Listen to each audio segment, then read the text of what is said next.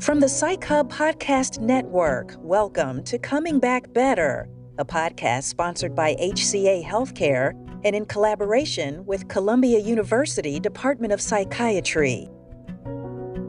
So it has been shown that when people practice mindfulness meditation, people tend to become more empathetic. The capacity to connect with others is more enhanced. And as you know, empathy is kind of the basis of compassion. In the same way that there is no way to contemplate without attention, there is no way to have compassion without empathy. Hello, everyone. Welcome back to another episode of Coming Back Better. Today, we're going to talk about meditation. Boy, did meditation become a hot topic during the pandemic. And it does really seem like something that people that started meditating swear by and continue to do it now on this other end of the pandemic. And so we figured no better topic than to talk about this. So even more special is that we get to talk to Paul and learn from him because he is an expert in meditation. Hey, Marjorie. Paul not only does meditation regularly in his own life, he even leads meditation for our hubsters at Psych Hub. Do you mind if we just dive in about when did it start? Specifically, I'm a mindfulness meditation facilitator. I've trained in a couple different types, but that's my main one. And what are some of the other ones? There's a whole range of different types and lineages. In fact, that word meditation is sort of thrown all over the place. I'm a bit of a purist when I talk about it, that typically I'm talking about the mindfulness form. Jon Kabat-Zinn's the one who really popularized it and brought it into common practice. And that's the type that I've really honed my craft in, but I also trained in some Tibetan forms of meditation as well. But I realized my first form of meditation was rock climbing. And I always like to share that with people because they think like, well, I don't meditate. It's like we all have something we do. And we'll hear from an expert a little bit later about this. Things where we feel really fully present and aware and connected and alive. That's mindfulness. We already have that capacity in each and every one of us. Meditation is just one way to bring that forward into our lives. When you're talking about rock climbing, is it because it's sort of like a white space time? Yeah, if you're not paying attention in the moment, you're probably falling and banging off the rock. And so that's why activities that demand your attention or that you feel the idea of like flow that you hear a lot of athletes talking about, it's moments where you don't have to really work to pay attention. You're just fully connected. You're not thinking about what you did 5 minutes ago. You're not thinking about lunch tomorrow. You are in this moment, fully engaged. I always joke that mindfulness is a full contact sport. You are totally in it in the moment. This is interesting for me because I think of meditation as something where it's very intentional and you either set a timer and you do it every morning at a certain time or before you go to bed at a certain time. But I have a good friend the other day, and he was telling me that he loves to ride his bike. That's when he gets his most creative thinking, is when he's bike riding. And that, it makes me wonder, is that similar kind of thing? Yeah, I would say so. And this idea with mindfulness is when you sort of move beyond the mental chatter. And it's not stopping thoughts. It's a presence that you have. And like for me, running, I have that same quality where things rise up that otherwise I kind of miss out on. And so it is one form of mindfulness meditation is movement based, because for some folks, sitting still and breathing just doesn't work.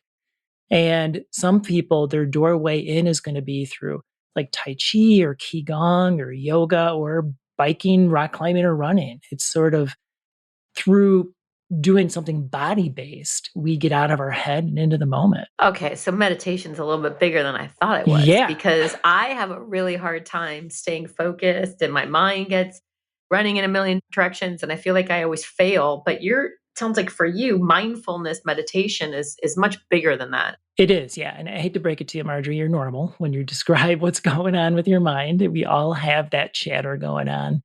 You talk about mindfulness, it may be an exercise or meditation you do.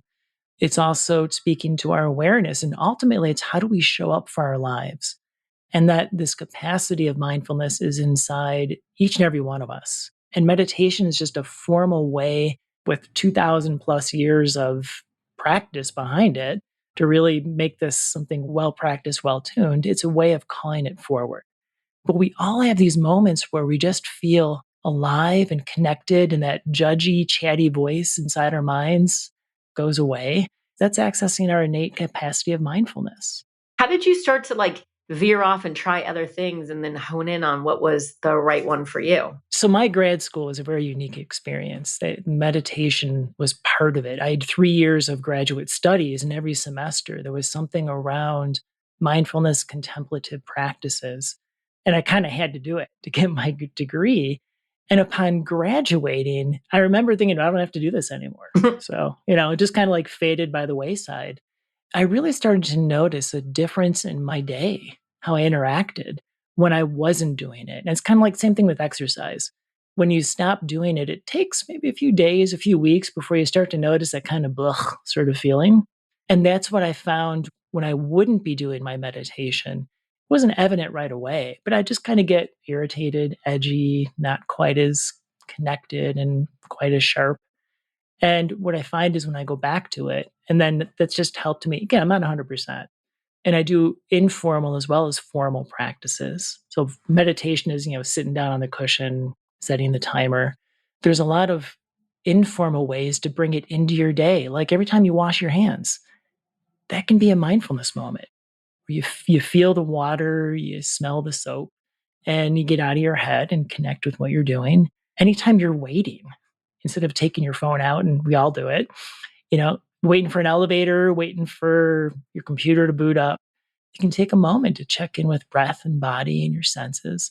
So it's amazing the range of ways you can bring this into your life with a fair amount of ease. In those moments, those little, I guess you'd call them mindfulness, like being present, take us through what's your practice like? Do you have certain times a day or do you do it in the morning or? I've experimented all over the place in the past 20 plus years because it really is, where do you fit this into a busy, busy day? And when I used to work in a hospital, it was lunchtime. I would grab my cushion, I'd go down to the chapel because it's a nice quiet space. And that became my meditation time. Since then, I've shifted more to mornings. I am not a morning person, and I've learned some people roll right out of bed and do it. I can't wake up, so I end up falling to sleep on the cushion. Typically, I'll take a shower, or if I'm going to the office that day, I need a little something to kind of wake me up. And then before I get into the work of the day is when I do it. So it's really like any health behavior change. It's finding what's going to work for you. And that's where I've experimented because different times in my life, I had to find new ways to make it fit. Who do you have teed up for us? Marjorie, I can't wait to share with you a conversation I had with Dr. Christina Lynn from HCA Healthcare. She's a psychiatrist in Myrtle Beach, South Carolina, and she shared how she uses meditation with her patients and especially how to help them get beyond barriers they may be having so they can be successful with this evidence-based tool. All right, it sounds good. Let's take a listen.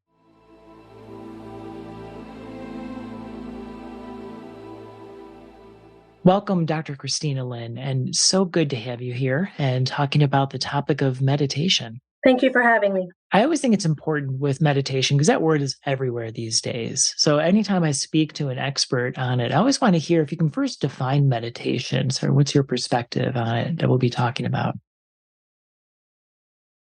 For me, what meditation means is finding a way to quiet your mind so that you can pay attention to one thing at a time, either internally, an internal thought, an internal feeling, or even an external thing. So to me, meditation and mindfulness often go hand in hand. Mindfulness being where you really pay attention to one particular thing and you use all five senses to be able to describe it and feel it and be a part of it.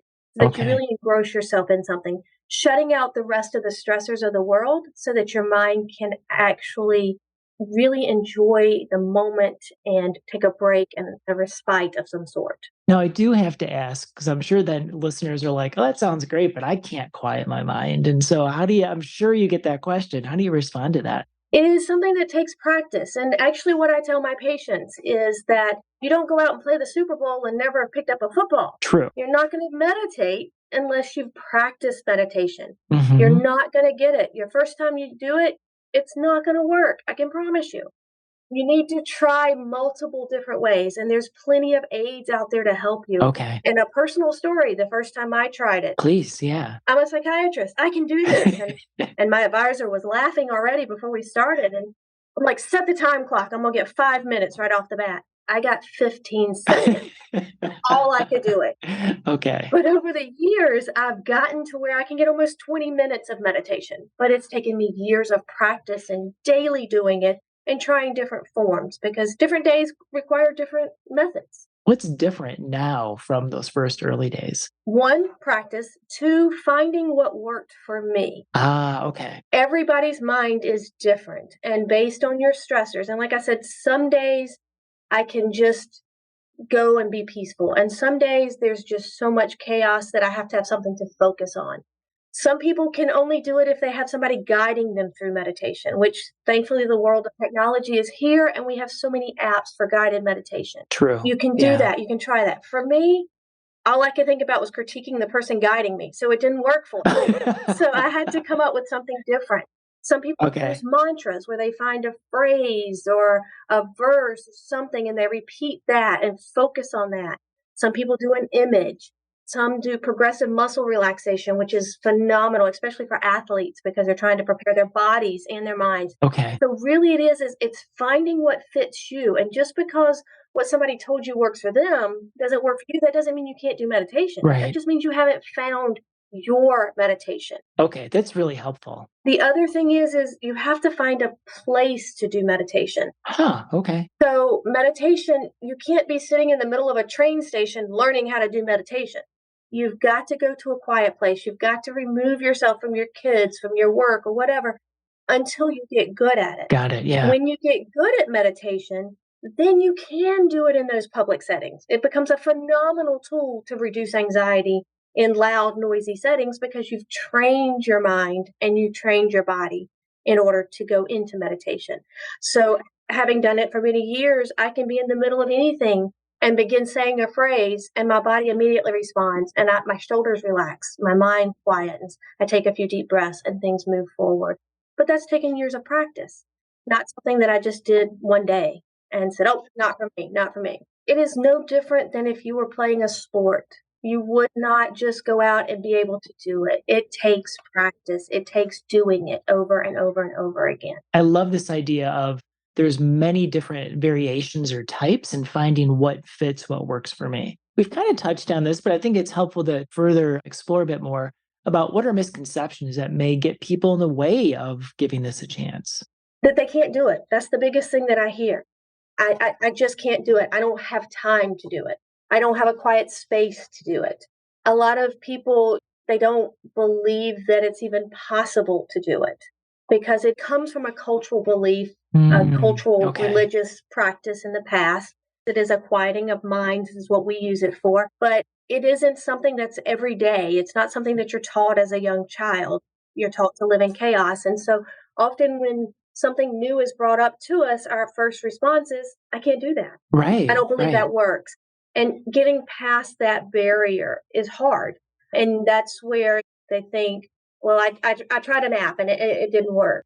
And so then they quit. And unfortunately, our culture has moved to an instant gratification culture. Good point. And because of that, we don't necessarily want it to have to work for something. We want it to just be there. Okay. And meditation and mindfulness is not something that's just going to be there because you want it to be there. It's going to be there because you've worked at it. You've made it a part of you, a part of your life, a part of your philosophy that you deserve this. You deserve this quiet space. You deserve this quiet time. Are there other guidance you give for people starting out to get over that initial hump? If you're working with a therapist, talk to them because there may be something else that may be blocking you. For example, if you've had a traumatic past, that can also sometimes block you because you're fearful to go into that because you're so hypervigilant about your surroundings that you need to work on that first. Sure. So you need to be able to learn to be safe in your environment. I see that in a lot of the trauma patients that we work with. They struggle with meditation because they can't release that control on knowing exactly what's going on in their environment at all times. I really appreciate you sharing that because it is so often when somebody says, well, I can't do it, and they just stop, as opposed to let's tease that out a bit as far as what's the barrier. And typically it sounds like once you identify the barrier, you can find a solution to that as well. That is very correct. That's where, if you're struggling with it, you may need to seek professional help to find out what that barrier is. That is a good indication that maybe now is time to seek professional help. Again, it's wonderful how many apps there are, but I can't necessarily ask an app a question. For some folks, the app may be enough. For others, maybe not. A live person is needed to get over that hump. Correct. That may be. And it all depends on what's your reason for coming to meditation. Personally, I believe everybody should meditate. I Okay. teach my children meditation. I believe it's a wonderful skill set. It lowers anxiety prior to tests, things of that nature. It's wonderful for all age brackets. And even with children, one of the best places to learn meditation is martial arts. And we don't think about that. Yeah, good But point. it is a phenomenal place to learn meditation because it is using a lot of that mind-body connectivity and learning Right. to pay attention to your body in space, which is a lot of what meditation is. With children, a lot of times who are struggling with a lot of issues, a lot of trauma-based issues, even using something like a martial arts for those kids is good because it teaches them mindfulness and meditation, and then it also teaches them who they are and kind of helps build them back up in their confidence level too. So yes, it is reaching out, and it doesn't always have to be a psychiatric provider or a therapist. Like I said, sometimes it could be a martial arts person. It could be a friend who's been doing meditation that might can give you some other alternatives or somebody to talk to. If you're religious, it could be a pastor. You could go and speak to them, see if there's something there. Sometimes it's just getting an outside opinion. I always recommend finding a therapist if you're really struggling because they are the ones that are trained, that do know what they're looking for and that can help you out. But in the end, sometimes it may just be talking to a friend that does meditation.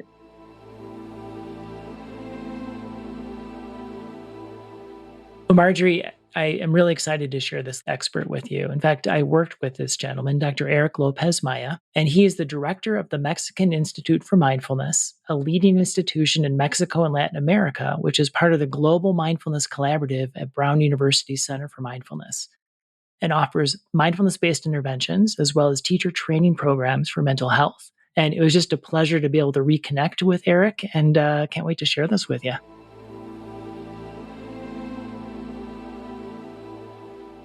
Well, Eric, it's such a joy to connect with you again, and just let our listeners know, Eric and I used to work together doing mindfulness programs. So I'm so excited to have this chance to talk to Eric and share his knowledge and wisdom with you about mindfulness today. Likewise, Paul. It's so good to be here with you, and I'm looking forward to this conversation.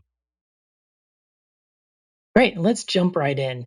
And anytime that I'm talking to someone about meditation, knowing how that word is everywhere, used in so many different ways, I think its context setting is important. So if you can provide a definition of what we'll be talking about today. Yeah, I think that meditation is obviously an umbrella term that is used for many, many different things. Some of them are accurate, some of them are not, in my opinion. But I think a good way to understand meditation in general is that it is a category for a series of practices that share in common something that a lot of people and myself like to call contemplation. Okay. So, contemplation is the common element to many different types of meditation.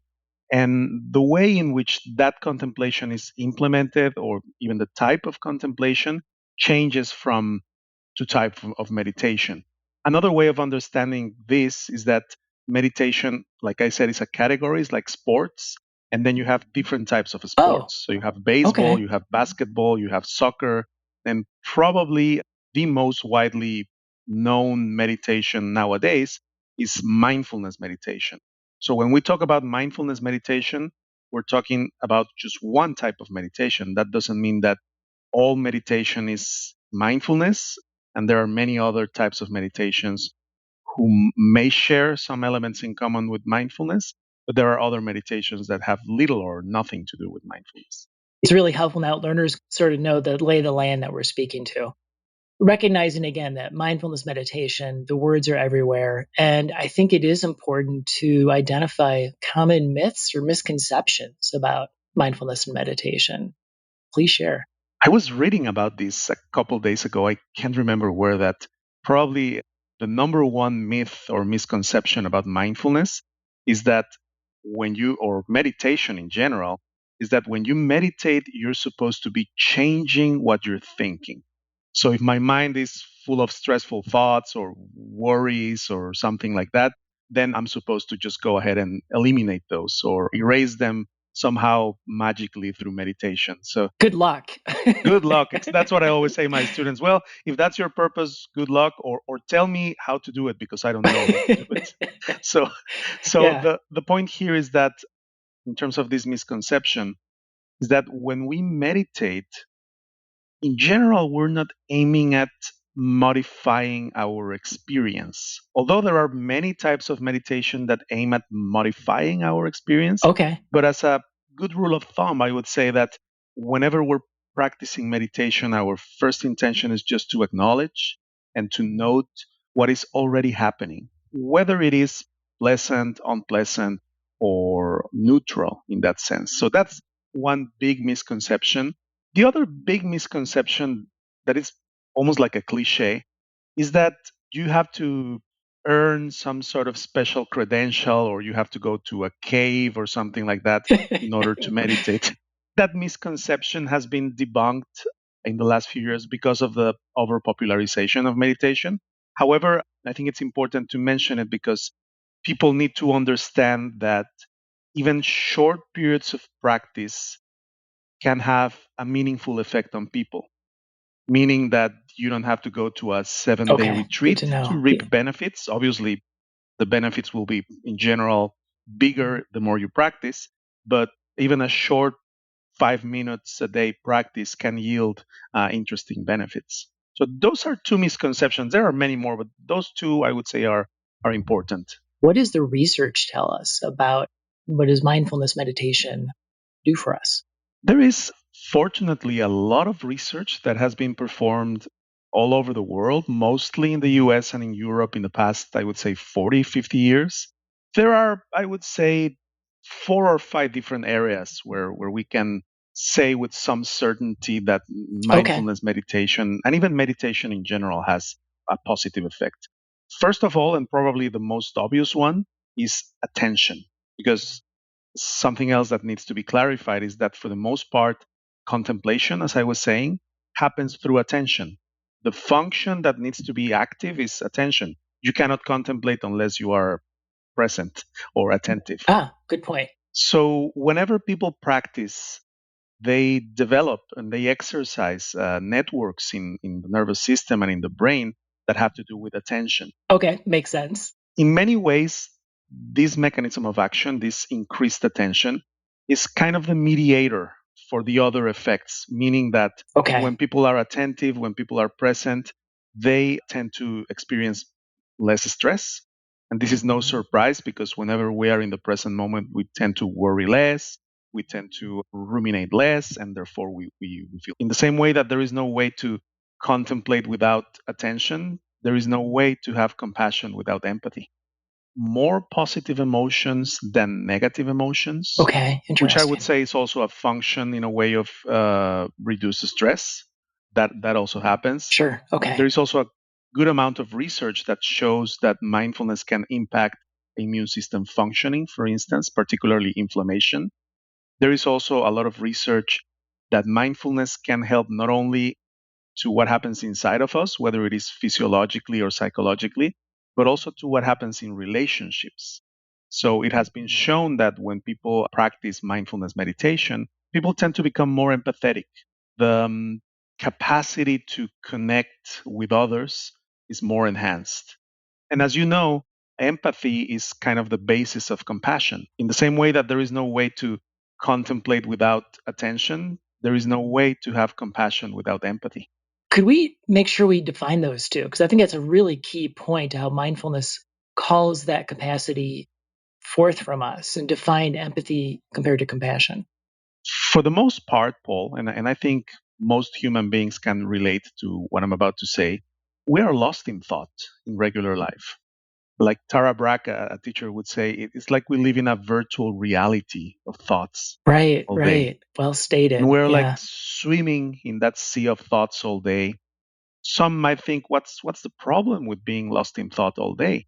The only issue is that for the most part, on average, these thoughts tend to be distressing. And it's not like we are distressed all the time, but a lot of the time, these thoughts, these ruminating thoughts, these thoughts that can cause even depression are present in our experience. Like a background current or undertone. Exactly. And this Yeah. undertone or filter, as I like to I call it, like that. it's Yeah. almost like a barrier between people. If I'm trying to listen to somebody and I'm not present and I'm not mindful, most likely I will be present with my own prejudice. I will be present with my own bias. I will be present with my own neurosis or whatever you want to call it. So that with mindfulness, we become more aware of these filters, these undertones, undercurrents that happen in the mind and in the heart. And it's almost like a veil goes away and we can be in touch with what's in front of us, including people, obviously. So that's the basis of empathy in many ways. It's the possibility of connecting, of resonating with other people, of being able almost to feel the same thing that they're feeling and being willing to listen.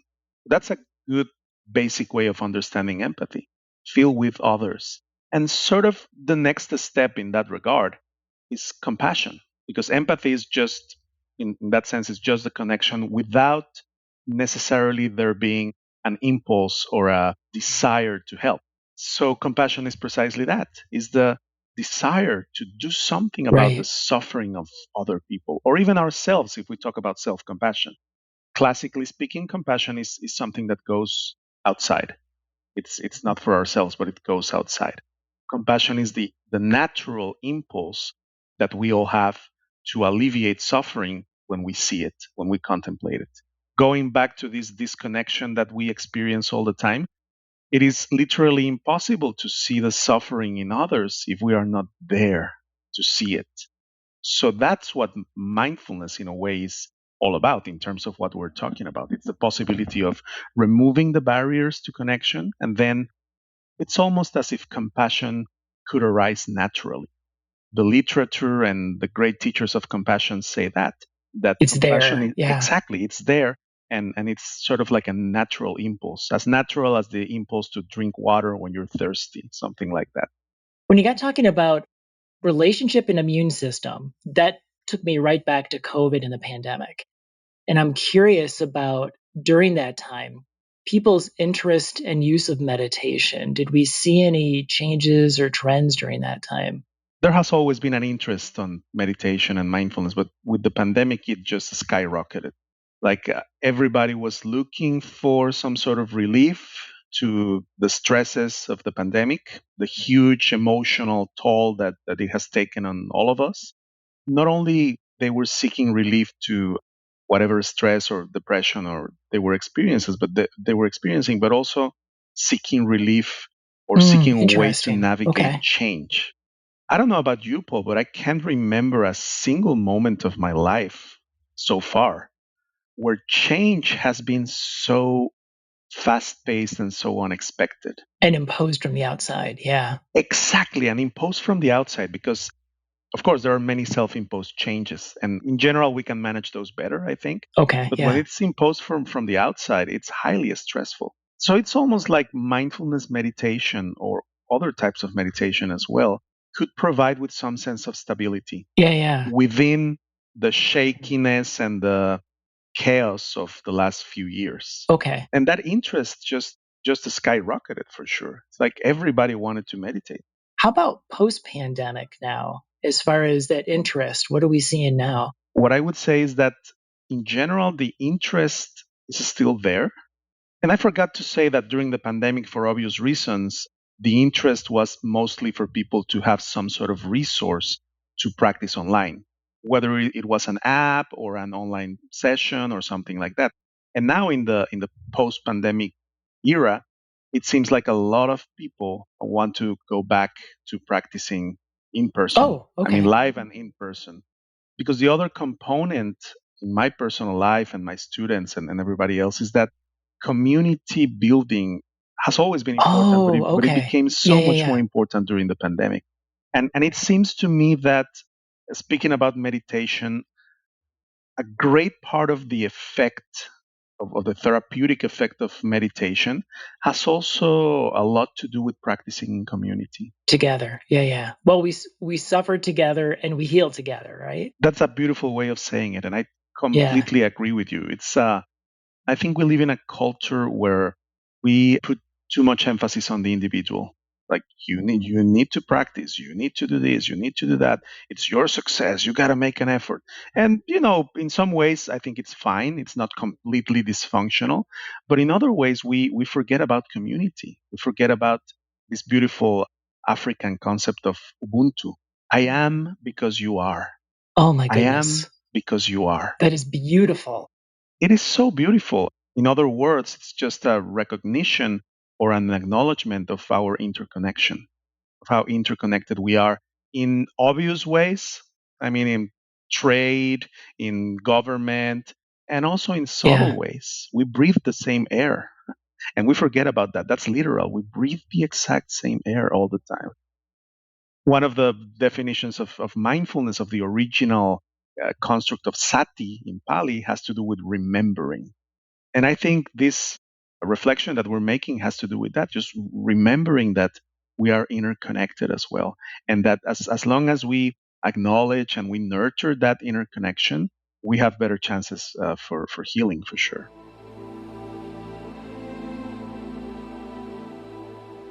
I also had another conversation with Ali and Ottman Smith and Andy Gonzalez from the Holistic Life Foundation that I can't wait to share with you. The Holistic Life Foundation is a nonprofit organization empowering youths and their communities through a comprehensive approach that helps children and adults develop their inner lives using yoga, mindfulness, and self care. I'm really curious to hear what they have to say. Let's take a listen.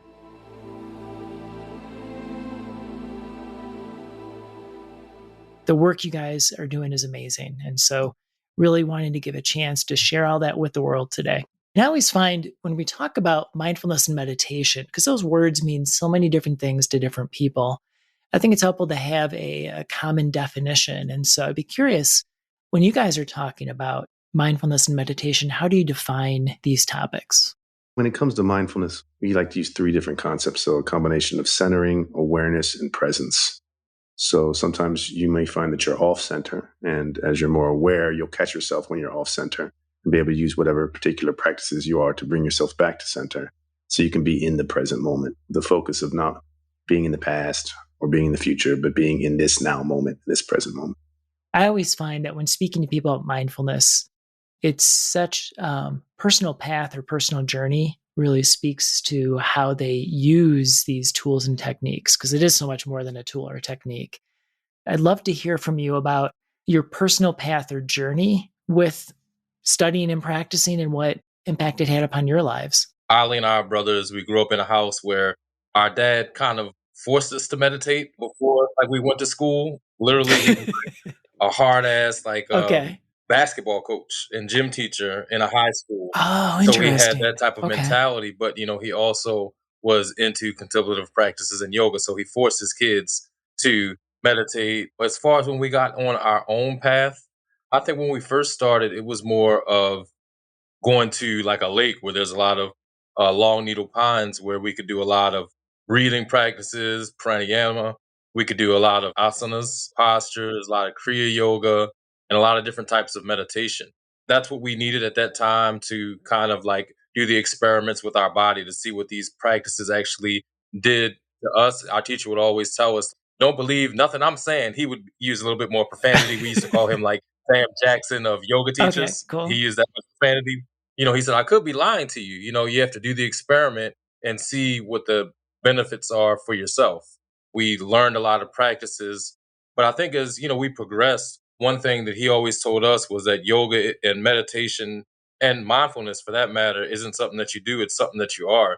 So it's all about adapting these practices off the mat and actually into your life. Like when you are dealing with a stressful person in your life and they are trying to push your buttons, instead of letting them like react to it, you can actually tap into that meditative, that peaceful place inside of you. Take a breath, and then you can respond to people and resolve conflicts peacefully. So through the years of our path and practice, it's gotten more subtle, a lot more practices off the mat and actually living in our everyday life. Ah, beautiful. Every meditation is perfect. You know what I mean? Every single time you meditate, you get exactly what you're supposed to get out of it. It's not going to be better. It's not going to be worse. It's going to be exactly what you need, because you might have needed to fight with your thoughts and struggle through your thoughts to see where your mind was and just get a real clear picture of it. Mhm. You might have needed to see those things, that interaction you had with that person where you were a total jerk to someone. You know what I mean? You might see that. You might be pushing down some grief about a certain situation, and you might need to see that. So it's like all these things are going to happen. Sometimes you might jump in there and it might be just pure bliss and energy and love from the beginning. And that might be what you needed at that point too. But just every meditation is perfect. So there's no reason to grade them or compare them. Yeah, and that's a great point. I want to tie together something that Atman said as well, that instant gratification is so common. But I want to speak to the point of, I don't want to look at this stuff. I'm hearing a quote, good meditation may be having to relive something that was really hard the past day or two. What's the why or the benefit of experiencing that again?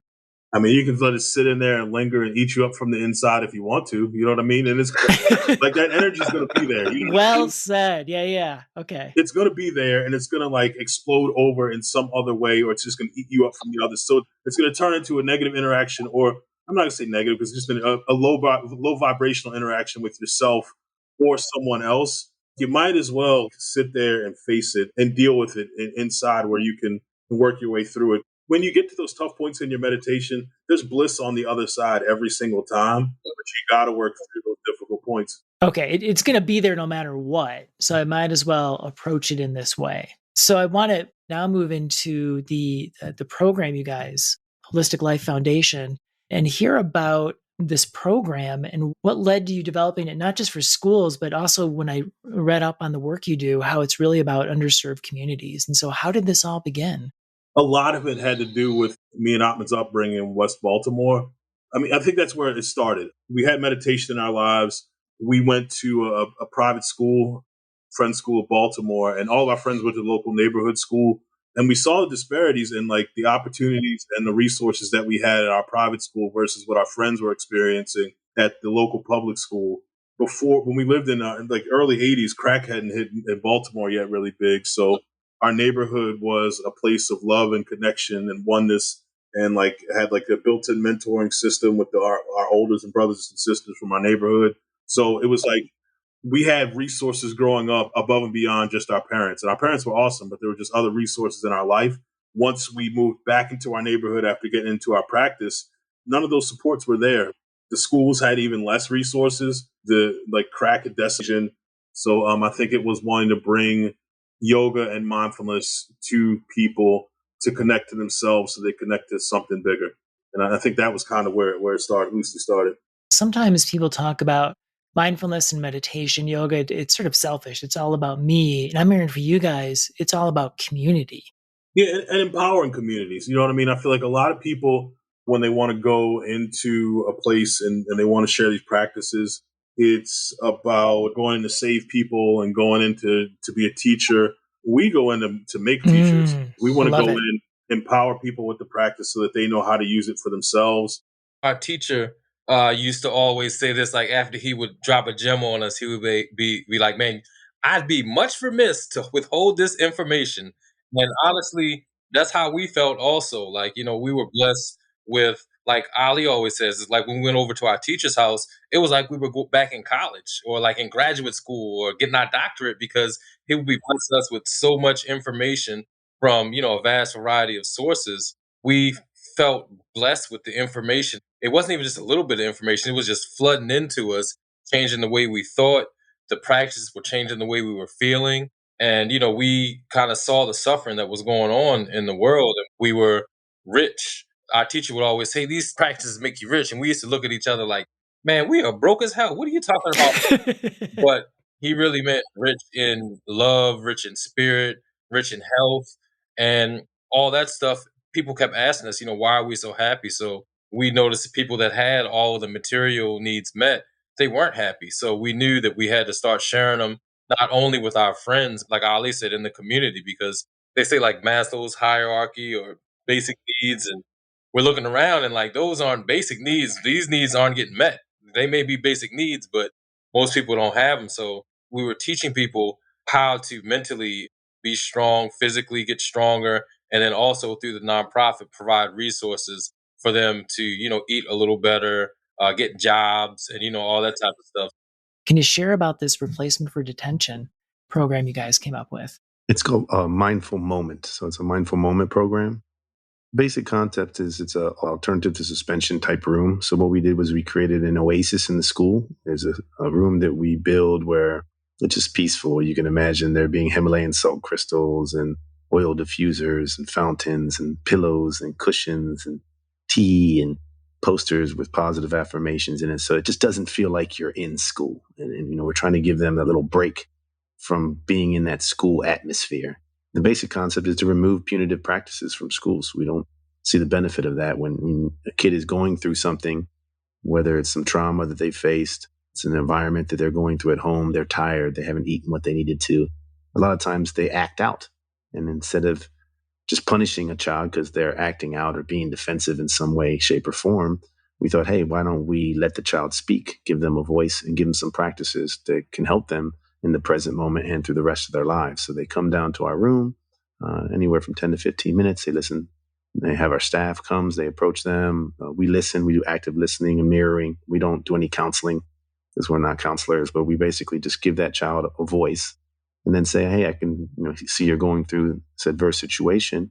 How about the next time you're faced with this, try this breathing technique or maybe try this meditation, see how it goes. And we'll lead them through some practices, give them some tea, send them on their way. And it's profound the impact that it has on the school, not only on the individuals with the kids, because they start gaining these restorative practices that help them be more aware of what's going on in their lives and being able to self-regulate, but it also changes the entire climate and culture in the school because it's a school-wide program. There's announcements at the beginning and the ending of the day that lead the entire school through a basic breathing practice or meditation to get them ready to start their day and get them ready to end their day and go back out into their communities. And the impact has been really, really profound. A lot of the schools that we work at, and one of the schools that's in the epicenter of where the Freddie Gray uprising occurred hasn't had a suspension in over 7 or 8 years now. There's another high school we went to that had over 100 some suspensions when we first walked in there. After the first year, it dropped down to somewhere in mid 50s or something like that, and by the second year, it was in single digit numbers. So the concept is instead of punishing our kids for what's going on in their lives, that we're giving them tools to help them deal with what's going on in their lives. It's very, very powerful.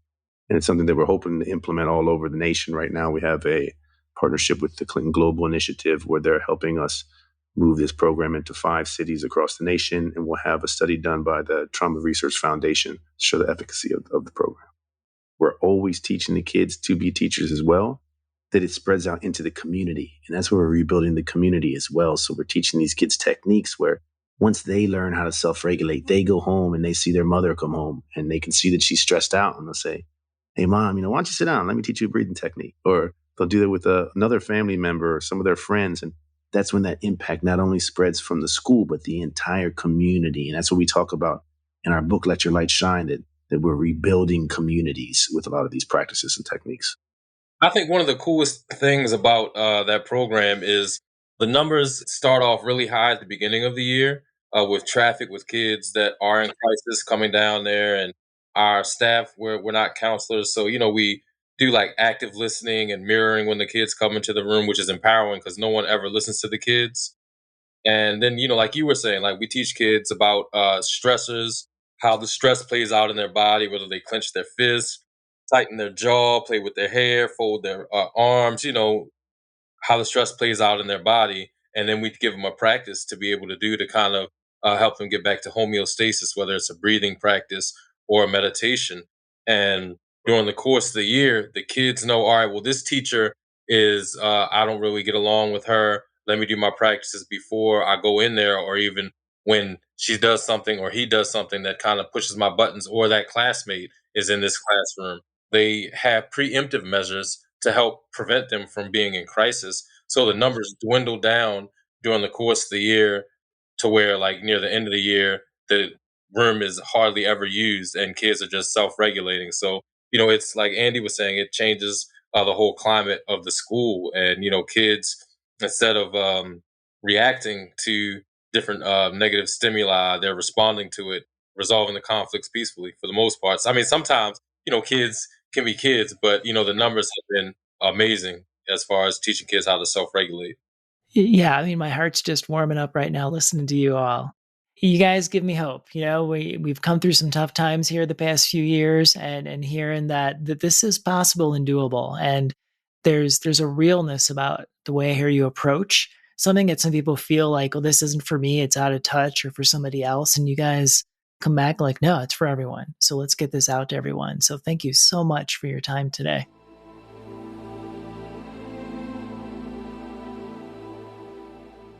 Paul, I always thought that meditation was just very regimented. I really mean this, and that it's something that you do it at the same time every day, and you have to put your timer on because you can go so deep into it that you lose track of time. And I've always felt so sort of intimidated by people that do that. And Okay. I feel like just listening to these people, I was really wrong. Really, meditation is so much broader, and it's really what resonates with you. Yeah, you really raise a good point. I like to sometimes point out with folks when I'm teaching, like, mindfulness is not all seriousness. It's actually playful and childlike and fun. And that's why Eric brings such a richness to it when he's talking about it. And this idea of it's moving beyond all this chatter going on in our heads that gets in the way of us really living our lives. And a lot of times mindfulness gets a bad rap that it's selfish. It's all about me.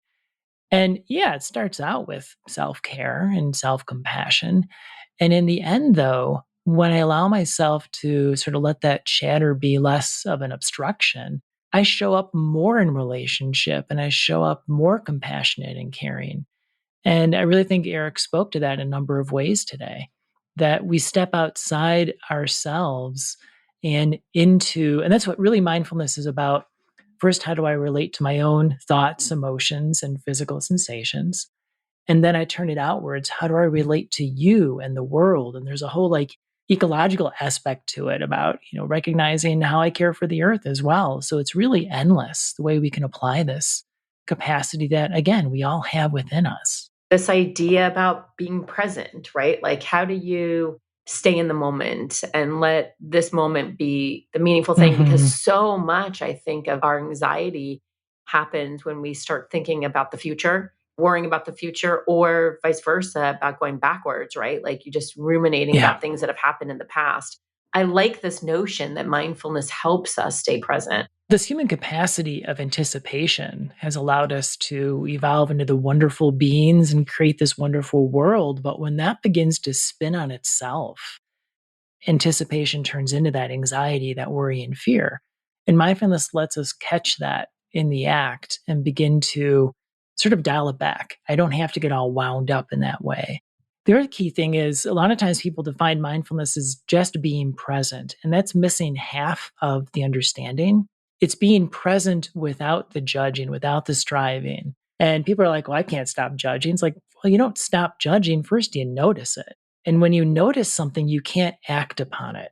That's really powerful, that I can begin to notice that urge in my head saying, do this, do that.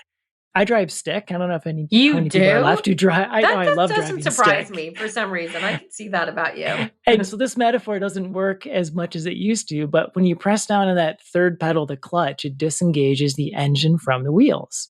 And that's what mindfulness does. I may still feel that strong emotion or those intense thoughts, but I don't have to act upon them anymore. And then it lets me show up in a different way. So maybe I can inspire someone to go drive sticks. So they can see what that metaphor really means. But it's similar to what Dr. López said about how we're lost in thought, swimming in a sea of thoughts. Yeah, and getting washed away by those thoughts. And this gives us, again, a foothold. So it doesn't have to be that way. I love this, Paul. This was really great. I'm inspired. And what you did was you gave me permission to not have to be perfect about it, and that just some meditation is better than nothing. The old adage is not perfection, just practice.